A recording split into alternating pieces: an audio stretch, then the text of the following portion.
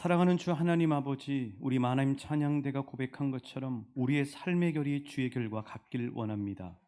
주님, 우리의 생각이 아니라 주의 생각이 채워지는 시간, 우리의 마음이 주도하는 것이 아니라 주님의 마음이 우리 안에 채워지는 시간, 우리의 계획에 몰두하는 시간이 아니라 우리를 향한 가장 선한 길을 이끄시는 주님의 계획이 우리 안에 펼쳐지는 시간 되길 원합니다. 주께서 말씀하여 주옵소서, 깨닫게 하여 주옵소서, 새겨지게 하여 주옵소서, 우리의 삶이 되는 말씀이 되게 하여 주옵소서. 예수님 이름으로 기도하옵나이다. 아멘. 우리 주님 이름으로 사랑하고 축복합니다. 코로나가 오래 지속이 되면서 우리 사회 속에는 새로운 종족들이 출현하고 있습니다. 여러분 혹시 들어보셨습니까? 새로운 종족들이 출현하고 있다. 무슨 UFO가 날아와느냐? 그게 아니고요. 새로운 종족들이 출현하고 있는데 요즘 유튜브에서 아주 많은 분들이 구독하고 있는 종족이 하나 있습니다. 파이어족이라고요. 파이어족. 이게 이제 영어 문장을 줄인 건데, 그러니까 뭐냐면은 경제적인 독립을 일찍 이뤄가지고 일찍 은퇴하는 사람들이 파이어족이에요. 근데 이 파이어족들은 어떤 사람들이냐면은 대략 이제 기준이 있는데 40대까지 평생 남은 인생을 살 수 있는 생활비를 모아서 직장을 조기 은퇴하는 겁니다. 벌써부터 부러워하시는 눈빛이 연목하네요. 이분들의 삶의 초점은 뭐냐면은 자기 시간을 갖는, 직장에 얽매여 있으니까 자기 시간을 못 갖잖아요. 우리 김인자 권사님 예수병원에서 평생 또 애쓰셨잖아요. 이렇게 은퇴하시고 자기 시간을 갖는데 그런 시간을 일찍 갖겠다 하는 이런 사람들이 파이어족입니다. 또 이제 이런 사람들만 있는 게 아니라 또 이제 어떤 분들이 있냐면은 그와 좀 반대되는 사람이 있는데요. 욜로족이라고 있어요. 욜로족. 이 욜로족도 이제 영어 문장인데 당신의 인생은 단 한 번뿐입니다. 이 말을 줄여서 욜로 이렇게 되는데 이 욜로족들은 이 파이어족들하고 좀 달라요. 욜로족은 지금 오늘 현재가 중요하다는 거예요. 앞으로 미래는 없어요. 그래서 뭐 옛날처럼 뭐 저축하고 이런 게 아니라 지금 오늘 현재 맛있는 데 있으면 맛집 찾아가고 또 아주 좋은 데 있으면 거기 찾아가서 여행도 하고 오늘 현재를 즐기는 거, 이게 바로 욜로족들의 그런 삶의 모습입니다. 또 이제 어떤 족들이 있냐면요, 또 이 딩크족이라고 있어요. 이 딩크족은 뭐냐면은 두 부부가 맞벌이를 해요. 맞벌이를 하는데 맞벌이를 하는 대신에 자녀를 안 낳습니다. 맞벌이 하니까 혼자 버는 것보다 수입은 더 많겠죠. 그럼에도 불구하고 자녀를 안 낳아요. 왜 그럴까요? 자녀 낳으면 양육하고 기르고 고생하니까 그냥 우리 부부 둘만 좋으면 된다. 그래가지고 그렇게 사는 사람들, 이게 바로 딩크족이라고 하고요. 또 이와 반대로 듀크족이라고 있습니다. 이 듀크족은 뭐냐면은 이게 반대예요. 처음에는 자녀를 안 낳으려고 그랬어요. 왜냐하면 경제적으로 어려우니까. 그런데 경제적으로 가정 경제가 나아지고 국가 경제가 나아지고 세계 살림살이가 나아지니까 이제는 자녀 계획이 없다가 자녀를 낳아서 이렇게 가정을 이루는 이제 그런 사람들이 바로 듀크족이라고 합니다. 또 이제 우리 연세 많으신 어르신들 요새 손주 보시는 분들 많잖아요. 근데 나는 손주 보기 싫어. 그리고 그냥 우리 남편하고 둘만 편안한 노년을 보내고 싶어. 젊을 때 너무 고생 많이 했어. 이렇게 선언하고 사는 분들을 통크족이라고 합니다. 통크족. 이름들이 좀 어렵죠. 통이 커서 그러신지 모르겠는데 통크족이라고 이렇게 합니다. 또 그 외에도 피딩족이 있고요. 또 애완견을 자식 대신에 키우는 사람들을 딩펫족이라고 하고요. 또 남자들 중에서 아주 독특한 개성을 가지고 사는 사람들을 여미족, 여피족, 이런 새로운 종족들이 유튜브에서 자신들의 그 모습과 또 그런 것들을 홍보하면서 계속해서 늘어나고 있다는 사실이에요. 자, 여러분, 왜 이런 새로운 종족들이 계속 출현할까요? 그 이유가 뭘까요? 기존의 전통적인 가치관을 순응하는 걸 거부하고 자기 나름대로 인생 가치를 갖고 사는 사람들이 늘어나고 있기 때문에. 여러분, 가치라고 하는 말을 오늘 좀 할 텐데요. 이 가치라고 하는 말을 국어 사전에 찾아보면 이렇게 되어 있습니다. 어떤 것이 지니고 있는 값어치와 중요성이에요. 자, 우리로 얘기하면 어떤 가치가 왜 중요하냐면은 뭘 선택하고 결정할 때 그 가치에 따라서 결정을 하게 돼 있어요. 그러니까 어디에 가치가 있느냐에 따라서 돈도 쓰고요. 어디에 가치에 있느냐에 따라서 그쪽으로 선택을 하게 되는 거죠. 자, 크게 한번 볼게요. 자, 사무엘 헌팅턴이라고 하는 유명한 이분이 별세하셨는데 이분이 쓴 책이 문명의 충돌이라는 책입니다. 이 책이 왜 나왔냐면요, 이게 세계를 흔든 책이에요. 여러분, 미국의 9.11 테러 사건 아시죠? 막 무역센터가 비행기가 충돌해가지고 그 펜타곤이라고 하는 그 오각형으로 돼 있는 데가 막 공격을 당하고 이런 일이 벌어지고, 그리고 또 IS라고 그래서 우리나라 청년도 거기에서 태권도를 가르치고 있는 청년이 나타나가지고 막 우리나라가 온통 발각 뒤집혔잖아요. 이게 지금 뭐냐면 이 세계적인 석학의 눈에 볼 때는 이 지구상에 이 소련과 미국의 냉전 시대가 가고 지금은 무엇의 충돌의 시대냐면요, 가치관의 충돌이라는 거예요. 기독교 세력과 이슬람 세력의 가치관의 충돌이다. 이 얘기를 하는 책이 바로 문명의 충돌이라는 책이에요. 여러분, 이처럼 가치라고 하는 게 정말 중요해요. 자, 우리나라를 보게요. 우리나라 국회를 보면 빨간 당도 있고 파랑 당도 있고 노랑 당도 있어요. 저는 어떤 당도 원하지 않아요. 정말 본질적으로 국민들을 진짜 섬기는 당이 있었으면 좋겠어요. 그런데 그런 당들도 보면 실은 총칼만 안 들었지 뭘 가지고 싸우고 있냐면 가치 가지고 싸우고 있는 거예요. 가치의 충돌과 전쟁을 하고 있는 거예요. 진보냐 보수냐 뭐 이래가지고 가치 싸움을 하고, 법률도 뭐 우리 기도하고 있는 차별금지법이나 낙태법도 어떤 당은 그 가치에 부합하다고 하기 때문에 밀어주고, 어떤 당은 눈치 보고 있고, 어떤 당은 반대하고 있고 뭐 이러고 있는 거죠. 자, 이런 가치는요, 이렇게 넓게 우리하고 좀 떨어져 있는 그런 것만 있는 게 아니라 우리 생활 속에서도 많이 이렇게 배어들어 있어요. 한번 예를 들어볼게요. 만약에 먹는 거다. 이 먹는 거에서도 가치에 따라 달라져요. 식사를 하시다가 이 식사 밥이 남았어요. 그러면은 전략의 가치가 중요하신 분은 그 밥을 절대 못 버립니다. 그 밥을 보관을 하든지 뭐 아니면 식혜를 만들든지, 그걸 식혜 만들 수 있죠. 예, 이러는 거죠. 그런데 똑같은 밥이 남았는데 건강에 중요한 가치를 가지고 있는 분은 밥을 안 드십니다. 그렇죠? 아줌마처럼 막 드시잖아요. 아줌마들 죄송합니다. 이렇게 얘기를 잘못했네. 그런 뜻은 아닙니다. 자, 아무튼 그러니까 전략의 가치를 갖느냐 건강에 더 중요한 가치를 두냐에 따라서 달라요. 자, 전략의 가치를 두신 분은 집에 불을 자꾸 끕니다. 캄캄하게 계셔요. 그런데 건강의 가치를 가지신 분은 눈 건강이 중요하기 때문에, 또 정신 건강이 중요하기 때문에 불을 전략하기보다는 불을 켜요. 다른 거죠. 그러니까 이 가치를 갖는 거에 따라서 돈도 쓰는 게 달라요. 어떤 분은 돈이 몇십억을 가지고 있어도 돈을 못 써요. 그런 분도 있어요. 그런데 건강의 가치를 가지신 분은 그 건강을 위해서는 아낌없이 돈을 쓴다고. 이게 뭐냐면은 내 안에 들어있는 가치에 따라서 선택하고 결정하고 취향이 나타나는 거죠. 또 입고 다니는 것도 마찬가지예요. 품위의 가치를 두신 분은 옷을 주로 입을 때 어떻게 입냐면 좀 고상하고 점잖하게 입어요. 그렇죠? 그리고 색상도 고상하고 점잖은 색깔의 옷을 입죠. 머리 스타일도 마찬가지예요. 품위의 가치를 두신 분은 머리를 단정하게 자르는 데 중요해요. 그런데 이에 비해서 멋의 가치를 두신 분은 옷도 여자분들은 섹시하게 입기도 하고, 또 막 컬러풀해서 그런 화려한 옷을 입기를 좋아하시고, 또 머리도 가만히 검정색이나 흰색으로 놔두시는 것이 아니라 막 색깔을 붙여가지고 저도 한번 노란색으로 해볼까요? 그런 목사님도 계시더라고요. 우리 교회는 그걸 충분히 수용하실 수 있을 것 같아요. 아무튼 이렇게 사람들이 달라지는 거죠.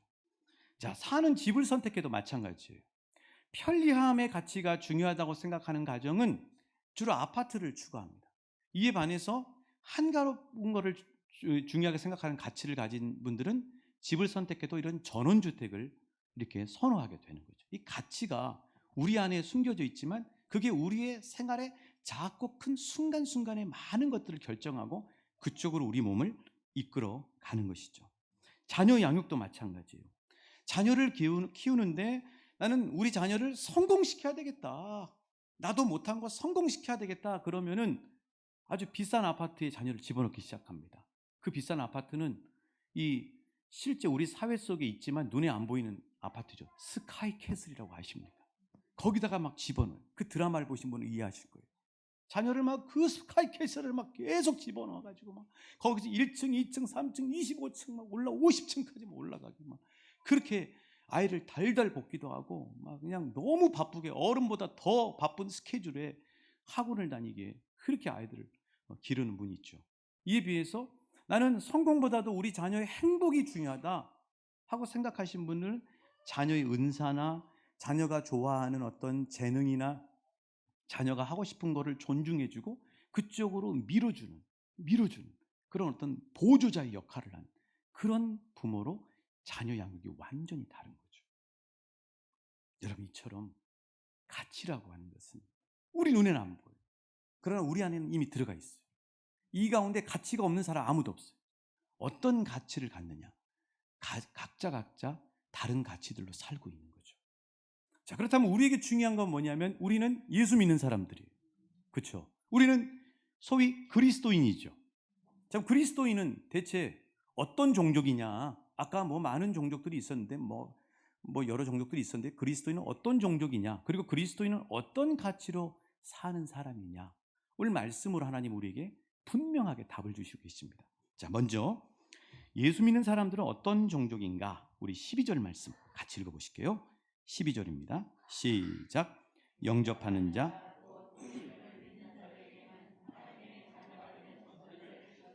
아멘. 자, 예수 믿는 사람들은 어떤 종족이냐면요. 파이어족도 아니고 듀크족도 아니고 뭐 팅크족도 아니고 통크족도 아니고 여미여피족도 아니고 예수 믿는 사람들은 오늘 말씀에서 어떤 종족이냐면 따라해 주시겠어요? 하나님의 자녀.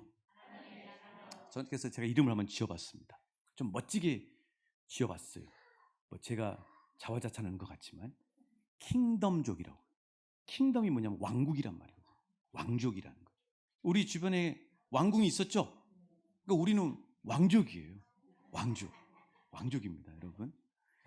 자, 그러니까 우리 예수 믿는 사람들은 어떤 종족이냐면요. 하나님의 자녀. 다른 말로 이야기하면 킹덤족이에요. 한번 따라해 주시겠어요? 나는 하나님의 자녀이고 킹덤족이다.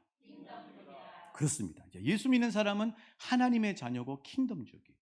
아까 말씀드린 그런 여러 종족들은요, 자기들 나름대로 가치를 가지고 있고 엄청난 자부심을 가지고 살아요. 나름대로. 개성 있게 자기 인생을 독립적으로 자기 주도적으로 잘 이끌어서 이런 종족이 됐다고 하는 자부심과 그런 것들을 가지고 있다고. 자, 그러면 오늘 저와 여러분은 하나님의 자녀, 킹덤족인데, 자, 우리는 자부심을 그들보다 더 많이 가지고 있습니까? 여러분, 하나님의 자녀라고 하는 것은 비교할 수 없는 어마어마한 축복입니다. 어마어마한 축복이에요.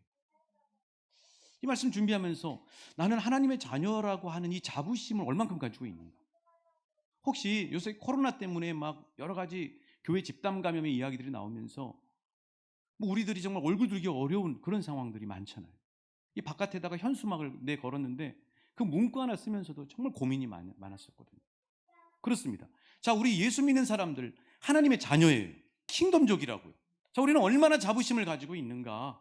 과연 그 새롭게 나타나는 종족들보다 더 놀라운, 더 엄청난 비교할 수 없는 그 자부심을 가지고 있는가? 내가 영국의 왕실의 가문, 내가 세계 최고의 부호인 로스차일드 가문의 자녀다. 아니, 내가 대한민국의 최고의 기업인 삼성가의 자녀다. 여러분, 이런 사람들 보면 막 부럽지 않습니까? 이런 사람 어깨가 쫙 펴져 있잖아요. 그 사람들. 그렇잖아요. 자, 우리는 온 우주의 왕이신 하나님이 자녀로 택한 사람들이에요. 비교할 수가 없다고. 그 사람들은 이 땅의 가치지만 우리는 영원한 가치의 하나님의 부름받은 신분, 그게 바로 하나님의 자녀거든요. 과연 그 자부심을 충만하게 가지고 있는가? 아니면 그 자부심이 뭔지 잘 모르겠고 요새 부끄럽기도 하고 둔감한가? 이런 것들을 한번 우리가 생각해 보길 원해요. 자, 그렇다면 왜 우리가 하나님의 자녀 킹덤족이라고 하는 것에 대해서 이렇게 자부심이 이렇게 많이 없는가? 그 이유가 뭘까?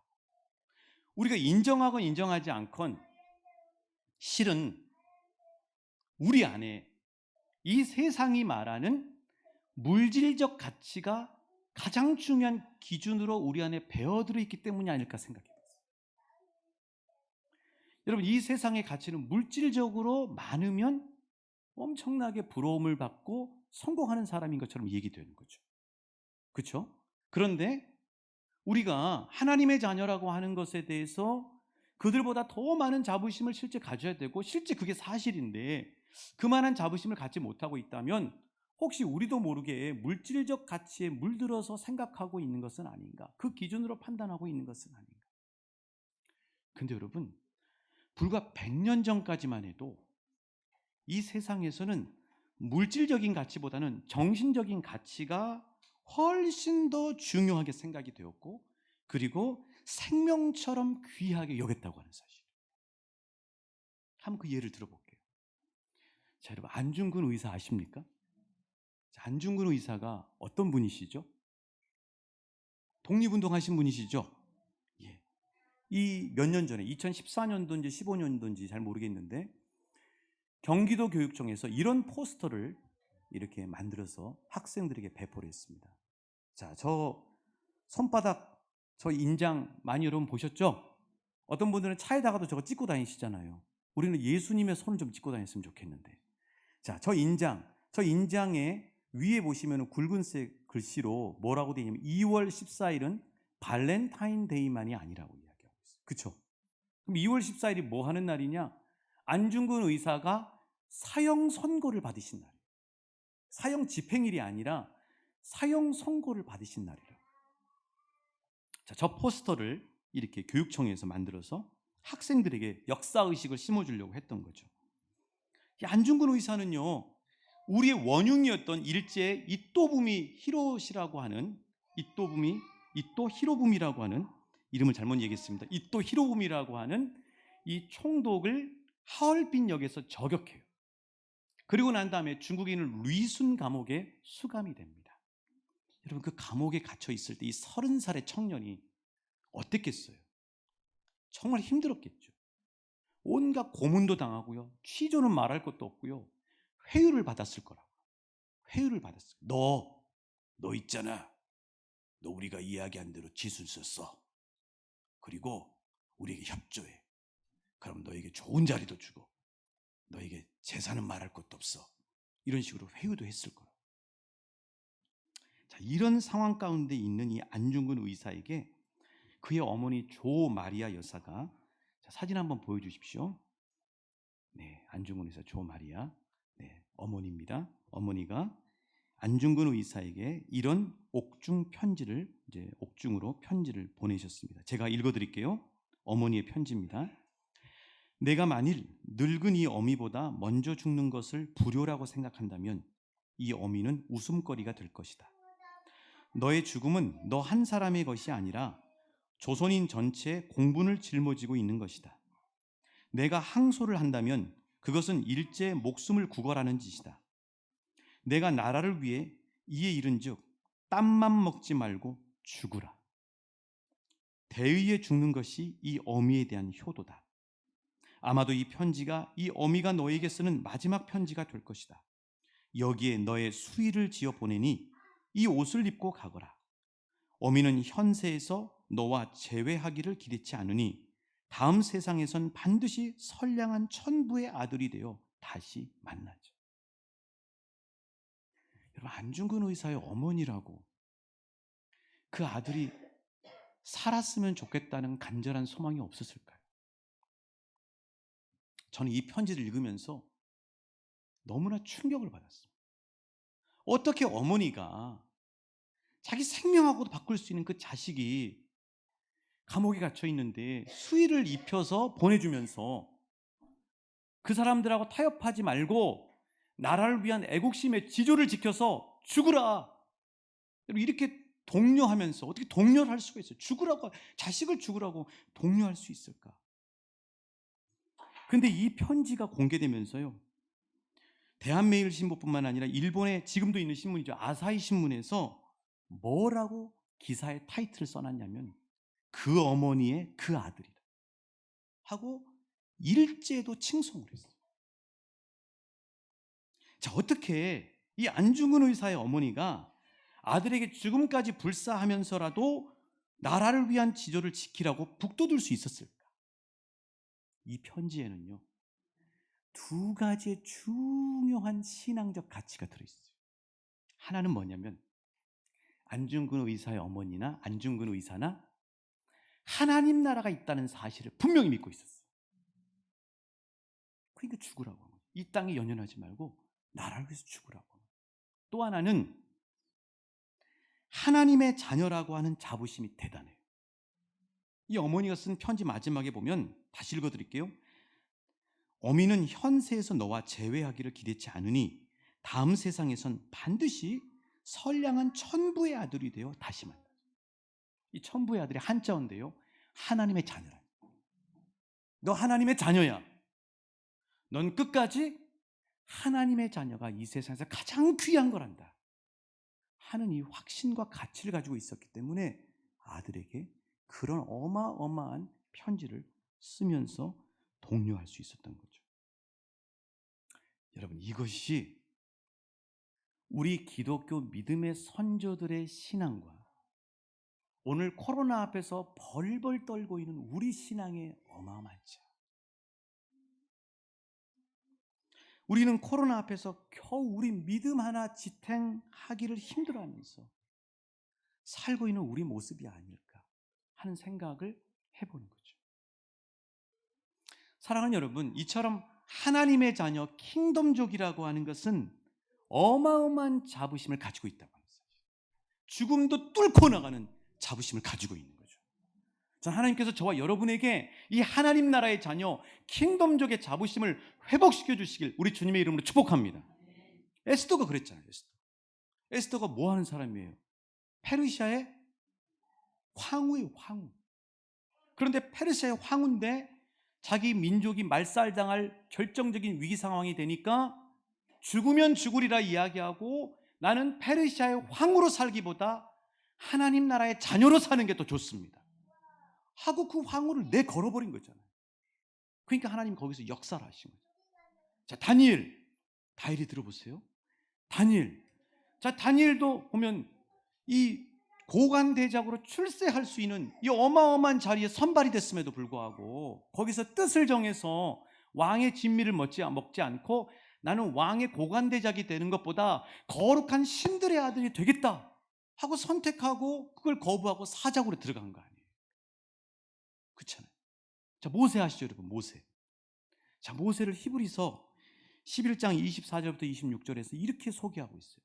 자, 우리 같이 한번 읽어보실게요. 히브리서 11장 24절부터 26절입니다. 시작.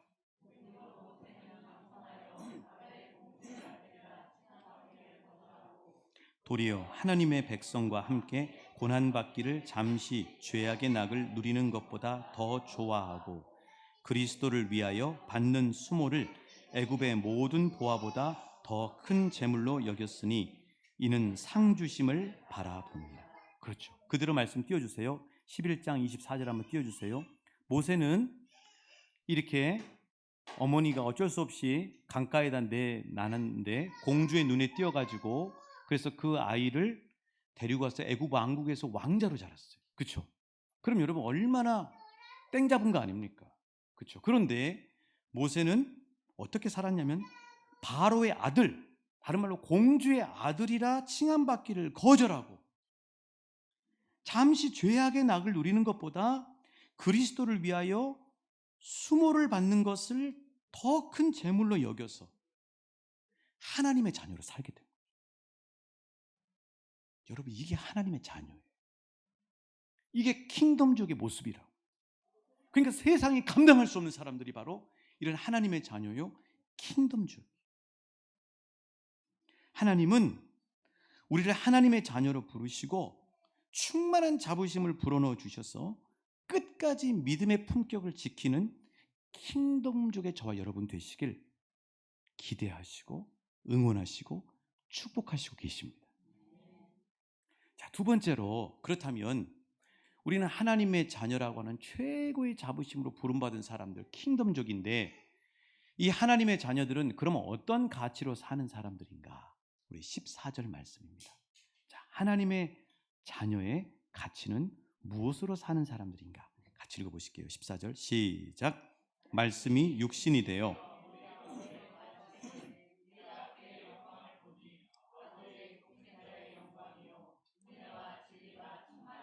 아멘. 그렇죠. 자, 자, 우리는 하나님의 자녀예요. 우리는 킹덤족이라고. 자, 킹덤족은 어떤 가치로 사냐면요, 말씀이 육신이 되어 우리 가운데 거하시는 사람들이에요. 뭐냐면 말씀이 육신이 된다, 이 뜻은 뭐냐면 말씀이 우리 몸이 된다는 거예요. 우리 몸이 돼서 삶으로 나타난다는 거예요. 이게 바로 하나님의 자녀의 모습이라는 거예요. 하나님의 자녀. 자, 그러니까 우리가 말씀이 어떻게 우리의 몸이 돼서 우리 삶으로 나타나게 되는가? 혹시 우리 교회 2월달 달력 보셨습니까? 2월달 달력이 이렇게 돼 있어요. 제가 사진을 찍었는데요. 저 보시면은 저 그림이 있습니다. 오늘 댁에 가셔서 한번 봐보셔요. 그 밑에 보면 글씨가 굵은 글씨로 써져 있죠. 뭐라고 써져 있냐면 말씀으로 새롭게라고 돼 있어요. 말씀으로 새롭게. 왜 이 달력을 선택했냐면 디자인 때문에 선택한 거 아니에요. 이 달력을 선택한 이유는 올해 하나님 앞에 하나님 주신 약속 때문에 이 달력을 선택했어요. 주님 다시 시작하겠습니다를 매 달마다 2월 달에는 말씀으로, 3월 달에는 뭐로, 3월 달은 관계일 거예요. 그래서 계속해서 그 달력을 보고 우리가 그런 주제를 가지고 새로워지기를 소망하기 위해서 이 달력을 선택했어요. 자, 그런데 말씀으로 새로워진다고 하는 게 대체 어떻게 되는 건가? 아니, 우리 가운데 이런 고민하신 분들이 계실 거예요. 나는 왜 오래도록 설교도 듣고 말씀도 듣고 뭐 여러 가지 신앙생활도 하고 성경도 읽고 열심히 하는데 왜 이렇게 나는 잘 변화가 잘 되지 않을까 하는 것 가지고 고민하시는 분 정말 귀하신 겁니다. 그런 고민하신 분들 정말 귀하신 분들이에요. 자, 그런데 그 답을 그 달력 밑에 문구가 써져 있는데 시편 119편 34절이 이렇게 기록하고 있어요. 우리 한번 같이 읽어보실게요. 시작. 나로 하여금 깨닫게 하여 주소서. 내가 주의 법을 준행하며 전심으로 지키리이다. 자, 이렇게 하면 조금 내용이 안 와닿죠. 영어 성경에 NLT라는 성경이 있어요. New Living Translation. 우리 삶에 가깝게 이야기해 주는 성경이에요. 제가 직역을 했어요. 그 내용이 어떻게 되냐면 이 말씀이 이렇게 직역이 됩니다. 나에게 깨달음을 주소서. 그러면 내가 당신의 가르침에 순종하겠습니다. 나는 온 마음을 다해 그것들을 실천하겠습니다. 이렇게 돼 있어요. 영어 성경으로, NLT로. 자, 그러니까 말씀으로 우리가 어떻게 해야 변화될 수 있느냐, 오늘 중요한 핵심 가치를 여러분에게 알려드릴게요.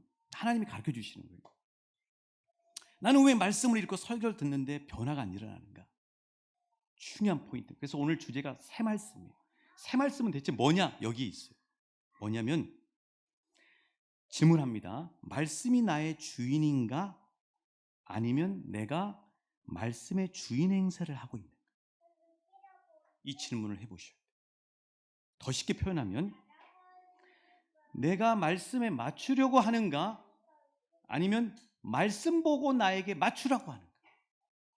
자, 이 시간에 설교를 듣는데 내가 말씀에 맞추고 있는가? 맞추려는 자세로 듣고 있는가? 아니면 말씀 보고 나에게 맞추라고 하는가? 이 자세로 듣고 있는가? 저는 2021년도를 사는 우리 그리스도인들이 변화하지 않는 가장 큰 문제가 내가 말씀에 맞추려고 하기보다는 말씀 보고 나에게 맞추라고 하기 때문이라고 감히 진단하고 있어요. 오늘 한국교회 병폐가 이거라고 저는 생각하고 있어요. 제가 부목사 시절에 75년 된 교회에서 6년을 섬겼는데 왜 저분들은 평생 70년 이상을 예수를 믿고 말씀을 수없이도 듣고 성경도 읽으셨을 텐데 저렇게 회의만 하면 쌈박질을 하시고 이 젊은 목사 앞에 마음이 그렇게 아픈 모습들을 보여주시는가 진짜 고민을 했어요. 왜 그럴까? 이 고민은 한두해 한 고민이 아니에요. 자, 우리는 설교를 듣거나 말씀을 통독하거나 묵상하고 새 나에게 주신 말씀이 있잖아요. 이 말씀을 받을 때 어떤 자세로 대하고 있는가? 혹시 내가 주인이 돼서 취사 선택하고 있지는 않아요. 이 시간에 설교를 딱 들으러 오셨는데, 예배를 드리러 오셨는데, 오늘 예배 드리시는데 말씀이 내 입맛에 맞고 내 마음에 와닿으면 은혜 받았다고 생각하고, 말씀이 내 입맛에 안 맞고 내 마음을 불편하게 하고 그리고 내 마음에 별로 와닿지 않으면 이 말씀은 나에게 주신 말씀이 아니라고 채택도 하지 않고 가져가지도 않고 취사 선택해버리는 거죠. 이게 너무 많아요. 우리 한국교회. 자기가 기준인 거죠. 이건 마치 이런 거하고 똑같아요. 여러분, 말씀이 예수님이십니다. 오늘 말씀이 예수님이죠. 태초에 말씀이 계시니라. 이거는 뭐냐면 이거하고 똑같아요. 정말 무서운 건데요. 말씀을 내가 주인이 돼가지고 내 입맛에 맞는지 안 맞는지 딱 앉아가지고 그 말씀을 받아들이고 거부하는 건 뭐냐면은 지금 내 앞에서 예수님이 이야기하시는데 말씀이 내 입맛에 안 맞고 나를 불편하게 하면 딱 팔짱을 끼고 예수님 그 말씀 말고요. 나 지금 위로받고 싶다고요. 그걸 나한테 말씀이라고 하세요? 이런 거하고 똑같아요. 우리 가운데 그런 사람 아무도 없어요. 그럼 성경은 어떻게 가르치느냐? 자, 하나님은 우리에게 어떻게 말씀에 대하라고 말씀에 대한 이 가르침을 주시느냐? 자, 구약의 한 구절과 신약의 한 구절, 대표적으로 두 구절만 시간 관계상 말씀드리겠습니다. 자, 구약은요. 사무엘상 3장 9절 10절이에요. 사무엘상 3장 9절 10절입니다. 우리 같이 읽어보실게요. 시작. 엘리가 사무엘에게 이르되 가서 누웠다가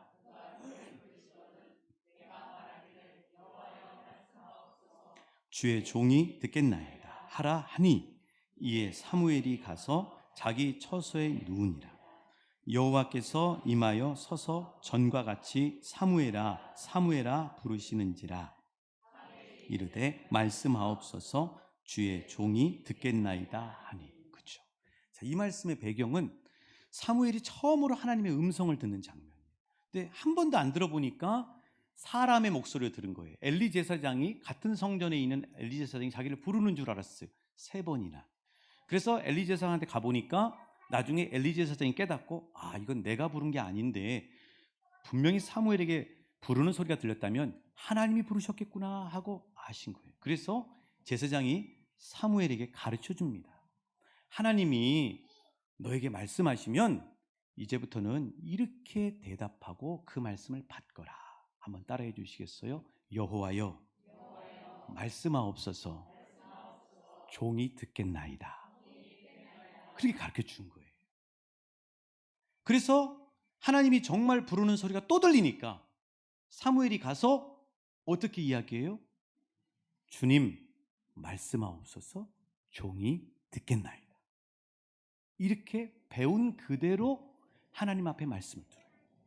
안타까운 거는 엘리 제사장과 아들들은 이렇게 안 살았어요. 그래서 그렇게 비참한 죽음을 맞게 된 거예요. 그런데 사무엘의 만큼은 제대로 가르쳐줬어요. 항상 하나님 말씀을 받을 때는 네가 주인 행세하지 말고 주님 말씀하시옵소서 종이 듣고 순종하겠습니다 하고 대하거라 하고 가르쳐준 거예요. 여기서 인생이 판가름이 납니다. 자, 신약 성서로 가볼게요. 베드로 아시죠? 베드로가 밤이 새도록 물고기를 잡았어요. 근데 어떻게 됐어요? 한 마리도 못 잡았죠. 그때 누가 나타나셨어요? 예수님이 오셨어요. 그리고 베드로에게 말씀하시죠. 그게 누가복음 5장 5절 말씀이에요. 자, 베드로가 어떻게 예수님 말씀을 대하는지 한번 볼게요. 우리 같이 읽습니다. 시작. 시몬이 대답하여 이르되 밤이 새도록 수고하였으되 잡은 것이 없지만 말씀에 의지하여 내가 그물을 내리리이다 하고. 그렇죠.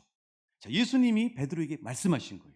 자, 베드로의 입장에서는 예수님이 그 상황에서 무슨 말씀을 해주셨으면 좋겠어요? 너 밤새도록 잠도 못 자고 고생했지, 화탕만 쳤지, 얼마나 애쓰고 고생 많았니? 위로해 줘야 되잖아요. 그렇죠? 그런데 베드로는 그런 위로의 말씀, 내가 듣고 싶은 말씀, 아니 내가 가지고 있는 갈릴리 바다에 대한 시대, 물고기 때 그 내가 그물질하는 그 지식 이런 것들 다 내려놓고 우리가 아는 것처럼 베드로는 예수님이 말씀하셨을 때 그 말씀에 의지해서 그물을 던진 거죠. 그랬더니 어떤 역사가 일어났어요? 물고기를 어마어마하게 그물이 찢어질 정도로 이렇게 끌어올리게 됐죠. 이게 여러분 말씀을 대하는 자세요. 그러니까 오늘 한국 교회가 병든 이유가 뭐냐면은 자기한테 맞는 말씀을 주려는 거예요. 그러니까 그리스도인임에도 불구하고 우리도 한 주간 살면서 세상의 가치가 우리 안에 들어와서 있는데 자기도 모르죠. 그 가치가 하나님이 주신 말씀을 겸손하게 받고 그 말씀 앞에 내 가치가 비춰지고 성령님이 조명해 주시면 그 가치를 내려놓고 그렇지 믿음의 가치로 우리 자녀들을 길러야지, 믿음의 가치로 우리가 살아야지, 그러면 힘들 것 같지만 분명히 하나님이 역사하시지, 이 가치로 바꿔서 가지고 가야 되는데 그게 아니라 온통 자기가 주인 행세하고 말씀을 들으려고 하니 그 말씀이 자기에게 입맛에 안 맞으면 거부해버리고 안 듣고 오늘 나 은혜 못 받았다고 이야기하고, 그러니 말씀이 교정이 안 될 수가 없죠. 이 가치가 계속해서 하나님의 가치가 우리 안에 심겨지는 하나님의 자녀와 킹덤족이 되어야 되는데 여전히 교회는 다니지만 세상 가치로 살아가게 돼요. 마치 이런 거하고 똑같아요. 척추 측만증 환자가 있다고 생각해요. 척추 측만증이라고 하는 척추가 휘는 거 아시죠, 여러분? 자, 그러면 이 측만증을 치료하기 위해서 병원을 갑니다. 그렇죠? 병원에 가면 의사 선생님이 진단을 하시고 이제 물리치료실에 가서 물리치료사 선생님이 그 측만증을 교정하는 운동과 자세를 가르쳐줘요. 그리고 난 다음에 뭘 처방해 주냐면, 심하면 이렇게 딱딱한 플라스틱 같은 거를 딱 그 사람 몸에 체형에 맞춰서 조사를 해가지고 그걸 줍니다. 처방해서 줘요. 그럼 그걸 24시간 이렇게 메고 있어야 돼요. 그렇죠? 그렇게 해야 측만증이 치료가 되죠. 그렇잖아요. 근데 만약에 그 자세가 너무 어색하고 나하고 익숙하지 않으니까 집에 가서 가르쳐 주신 교정 운동과 교정 자세 그리고 교정 보조 기구를 다 던져버리면 여전히 내 측만증은 허리가 휘어 있는데 이게 고쳐지지가 않는 거죠. 수정이 안 되는 거죠. 여러분, 이 교정 자세와 이 교정 기구가 뭐냐면 하나님의 말씀이에요. 그 말씀이 우리에게 선포되고 그 말씀이 우리 안에 채워지고 그 말씀이 우리 안에 들어오고, 그러면 그 말씀을 나에게 맞추고 내 입맛에 맞추는 것이 아니라 그 말씀에 나를 맞춰야 돼요. 그래야 내가 변화가 일어나요. 그래야 내가 치료가 일어나요. 그래야 내가 바른 가치관을 가진 그리스도인이 될 수 있어요. 여러분, 자, 디모데후서 3장 15절부터 17절 말씀이 바로 그 말씀이잖아요. 같이 한번 읽어보실까요? 자, 디모데후서 3장 15절부터 17절 말씀. 자, 우리 같이 읽습니다. 시작. 또 어려서부터 성경을 알아내 성경은 능히 너로 하여금 그리스도 예수 안에 있는 믿음으로 말미암아 구원에 이르는 지혜가 있게. 자, 16절 시작. 모든 성경은 하나님의 감동으로 된 것으로 교훈과 책망과 바르게 함과 의로 교육하기에 유익하니 이는 하나님의 사람으로 온전하게 합니다. 모든 선한 일을 행할 능력을 갖추게 하려 합니다.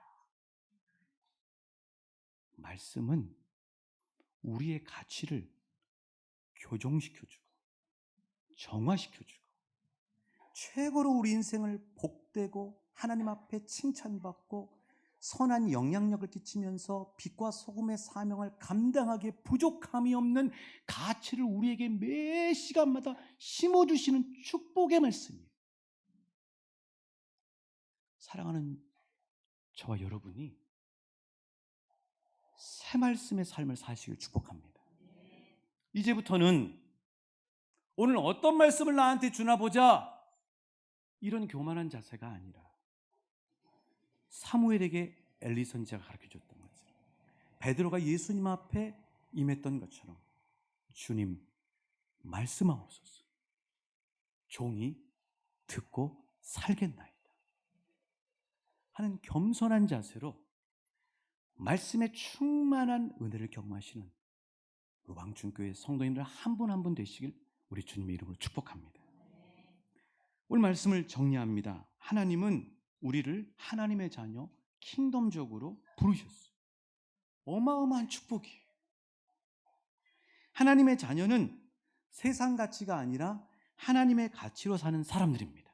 믿습니까? 하나님의 가치는 성경 말씀 안에 물씬 들어있어요. 하나님의 자녀는 하나님의 가치인 말씀에 자신을 맞추는 사람들이, 말씀 보고 나에게 맞추라는 게 아니라, 나를 위로하라는 게 아니라, 나를 기쁘게 하라는 게 아니라, 나에게 응답을 달라는 게 아니라 내가 말씀에 맞추는 사람이 진정한 하나님의 자녀예요. 그래서 하나님은 이런 새 말씀의 삶을 살라고 우리를 촉구하시고 격려하시고 응원하시고 계세요. 기도하시겠습니다.